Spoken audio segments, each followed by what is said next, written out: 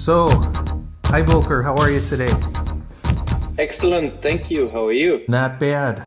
I decided to go back to one of our first videos, the RSI scaling system that you created, which buys positions if the RSI goes below 30 and sells them once it goes above 70. I reproduced that model here in Quantacula Studio. Yep, looks familiar. Okay, so we will test it now. We'll run the back test on the NASDAQ 100. And here is our equity curve. This looks similar to what we saw in the Wealth Lab version. Yeah, well, it looks fantastic, so yeah, must be good. Okay, but here's the twist. Now we're going to test it on this NASDAQ 100 and leave everything the same. So let's run this and let's look at the result now. Wow. So that's quite a difference. Wow, that looks bad. So I think you know what is different about this NASDAQ 100. Yeah, I can clearly see that. Yes. So this is from our Q premium data, which is different in that it is an intelligent NASDAQ 100. It's dynamic.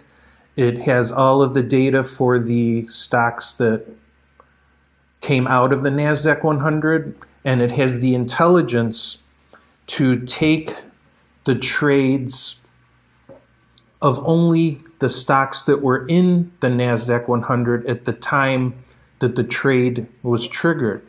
So our old NASDAQ 100 was kind of a dumb list that includes all of the 100 stocks in the NASDAQ 100 as of now.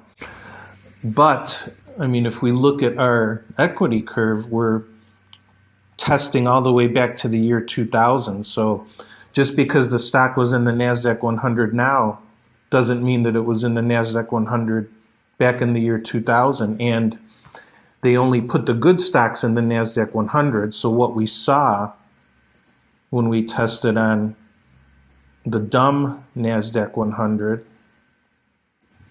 was what we call survivorship bias. So we're picking only the good stocks that are now in the index, and we're going back and testing them back in from the year 2000 forward.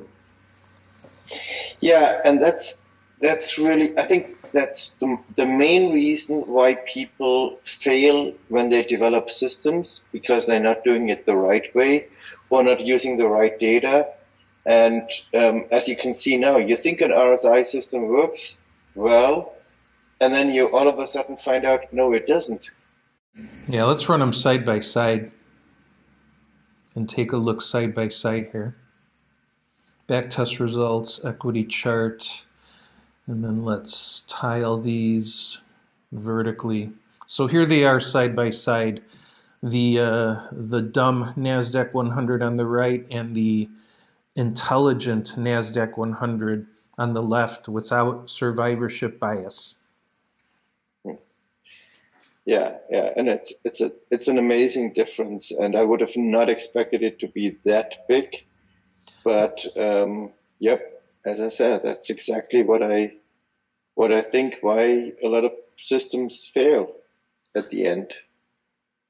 I didn't expect it to be this big either, to be honest. This is pretty shocking, and I think it's an important concept to drive home about the dangers of survivorship bias here in backtesting. You got to know what you're doing, and you have to use the good data. And I think this is pretty important. You know, a lot of people go by Yahoo data, or even, I don't want to mention all these paid services. And I mean, that's one reason why we actually developed this data, because it is, we found out that a lot of time data is really just terribly bad. Yeah. All right. Well, let's wrap it up. I just wanted to show the difference here of testing with and without survivorship bias, and how anyone who's working on a trading system should really keep that in mind when they're testing it. Yeah, I think that's important. It was very good and very exciting thing. Great. And nice implemented. Thank you. So everyone, if you like the video, please subscribe to the channel and press the little thumbs up. And we will see you next time. Bye. Okay. Bye, everybody.